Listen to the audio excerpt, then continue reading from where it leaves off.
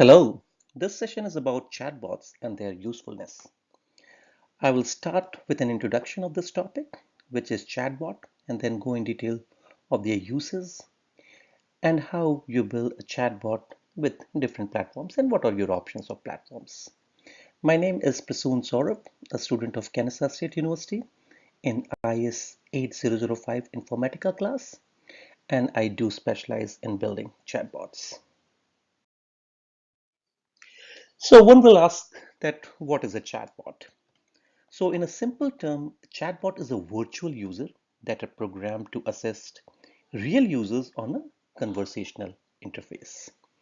What it also does, it extends the mobile opportunity to a conversational interface. It has got a very simple interface and it does the real work as well.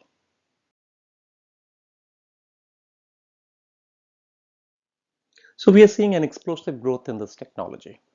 There are more than 10 million plus messages being shared every day. There are million plus unique users are being added to this technology every day. There are 100,000 plus developers working on this technology. There are 10,000 plus active bots. There are 1,000 plus companies who are actively working on this technology, deploying this technology. And there are 100 plus new features being built and being added to this chatbot platform. So let me take a real example of the chatbot revolution and the experiences.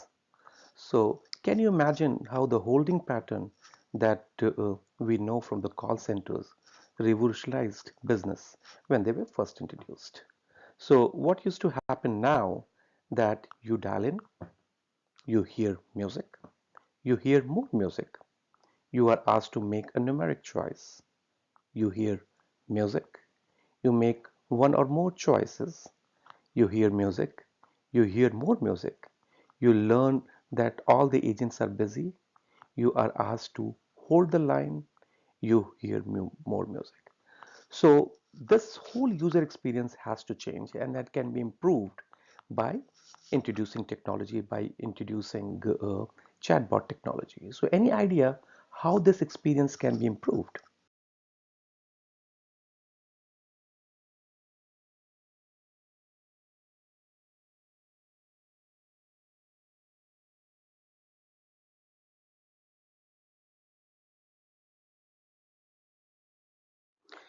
Now, how about this experience? Laura, who got a new role and she wants to order new business card.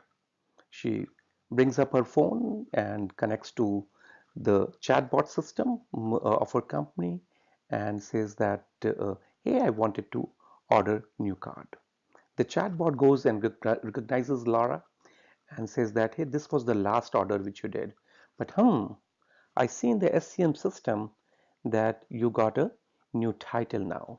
So should would you like your updated title on your new card or not? Lara says yes, and the title gets updated and she gets a new version of the card.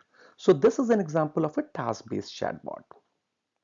The key takeaway is that the chatbot knows about the person and has access to history records. The chatbot also is able to understand the user intent based on normal human conversation. At the end of the process, an order is placed to the printer to produce business card. The order does not require a specific device or a location and can be done on the go.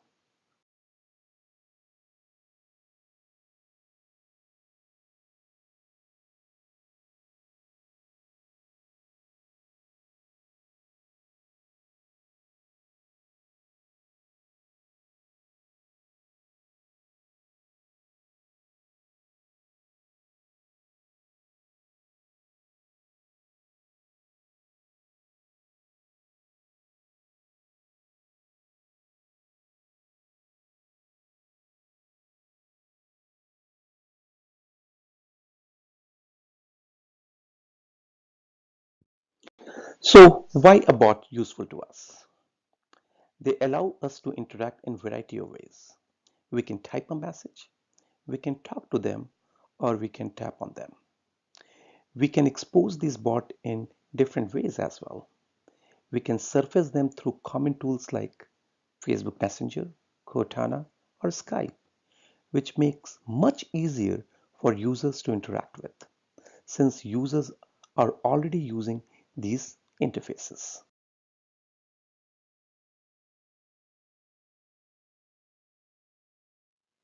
So what are the complexity of chatbot?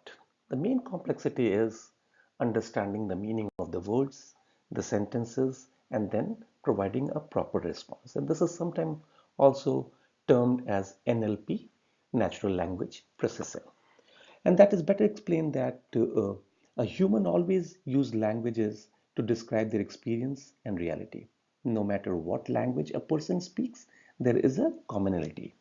Languages compose sentences based on objects, verbs, and adjectives. The rules that allow people to build meaningful sentences are known as grammar of a language. However, languages alone does not make a great speaker, and thus a person needs to be capable of a rich set of words known as vocabulary.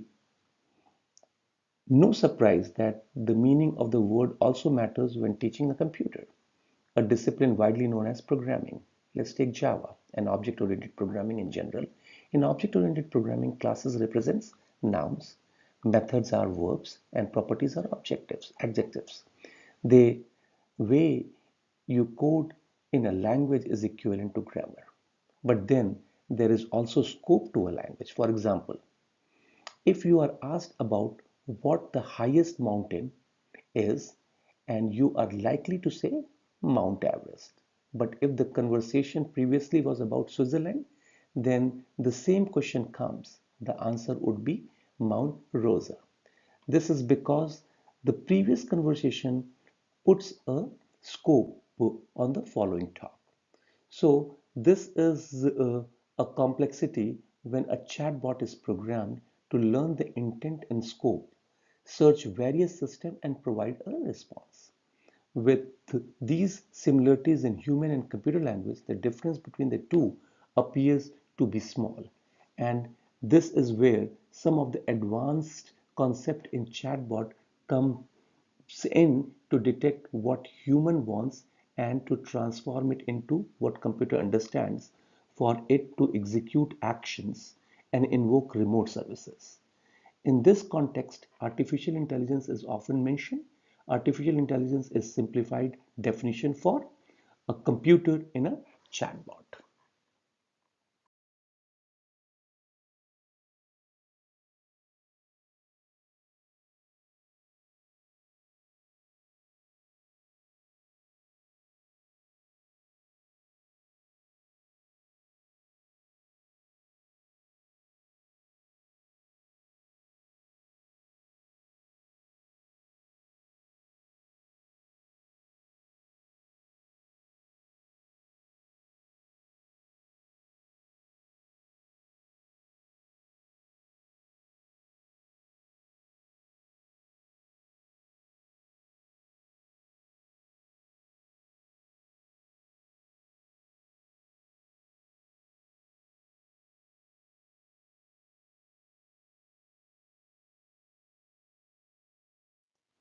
So, what are the challenges of natural language processing? Artificial intelligence it is not easy, and if it fails, it certainly fails in a way that would not happen to humans, thus identifying the machine as a silly bot. Here is an example of a Siri interaction. So the user what asks the Siri, I need help, and Siri asks, what can I help you with? Siri, I am bleeding really bad. Can you call me an ambulance? From now on, Siri replies, I will call you an ambulance. Okay? So these are the things if it is not programmed uh, properly or the scope is not defined properly or there is a natural language processing issues, these might happen. Now here is an example. If it is designed well, it works well. So the example is that Siri saves baby's life by calling it an ambulance. So this story is from Australia, Cranes, Australia. A mother has personally thanked Apple after voice-activated assistant Siri helped save the life of her baby girl. So Stacy saw her 1-year-old daughter, Gianna, turn blue on a baby monitor and rushed to try and clear her airways. She dropped her phone while hurrying to perform CPR on the child, but remembered the device's voice response capabilities. Stacy shouted, "Hey Siri, call an ambulance," across Gina's bedroom, and the app complied by alerting the emergency services, allowing the mother to focus on reviving her child.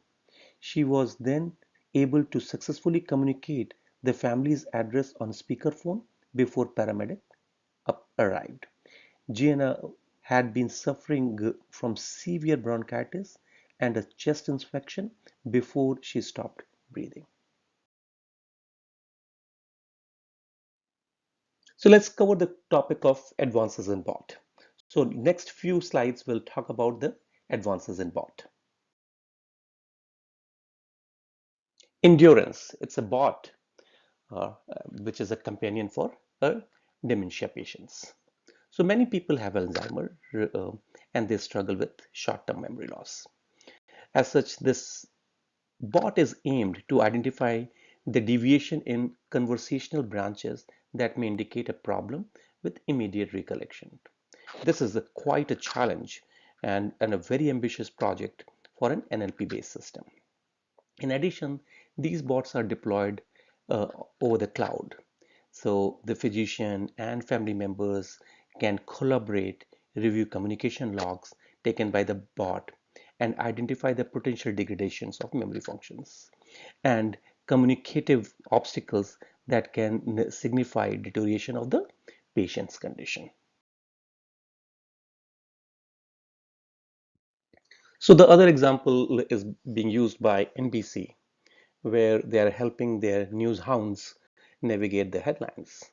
So NBC Political app or the political bot allows users to engage with the conversational agents via Facebook to identify breaking news topic that would be of interest to the network's various audience demographics. Okay, after beginning the initial interaction, the bot provided users with customized news results based on their preferences.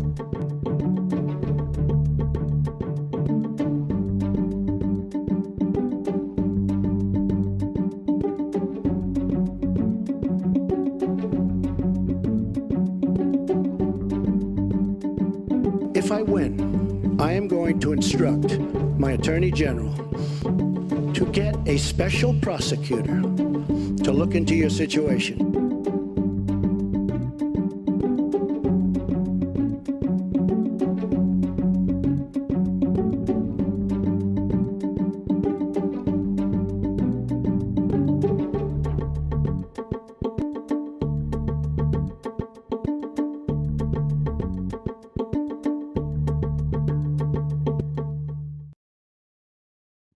So now let's talk about that how it's been currently used. Now since the bot has become very prevalent, so what are the business applications where the bot is being used?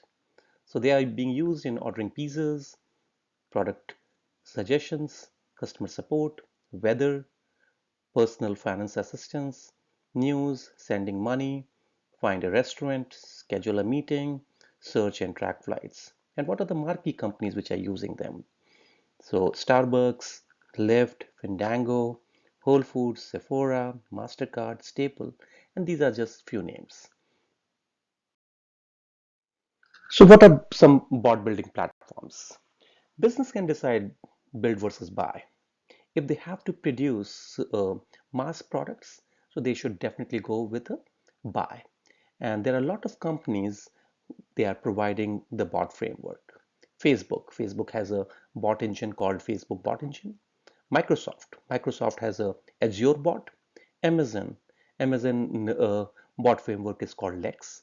Oracle also provide a bot framework, and they have named it as Mobile Cloud Computing or MCS. So as far as the references is concerned, I got this information from Microsoft, from Oracle, Amazon. My company ventured forth where I build chatbots, multiple chatbots interacting with ERP systems and helping users to create work requests, to create work orders, and to see their inventory, stores inventory. And a lot of information was gathered from YouTube as well. Thank you.